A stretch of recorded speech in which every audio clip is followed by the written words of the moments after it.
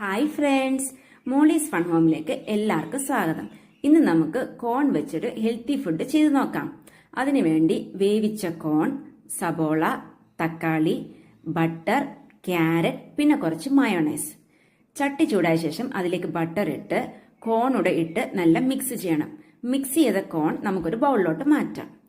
അതിലേക്ക് 1/2 ടീസ്പൂൺ കുരുമുളക് പൊടി, 1/2 ടീസ്പൂൺ മുളക് പൊടി, ആവശ്യത്തിനുള്ള ഉപ്പ്, അതിനുശേഷം നമ്മൾ ചോപ്പ് ചെയ്ത് വെച്ചിരിക്കുന്ന ഒണിയൻ, തക്കാളി, ഗ്രേറ്റ് ചെയ്ത ക്യാരറ്റ്, അതിനുശേഷം 2 സ്പൂൺ മയോണൈസ് ഇവയെല്ലാം ചേർത്ത് നല്ലവണ്ണം ഇളക്കി യോജിപ്പിക്കണം.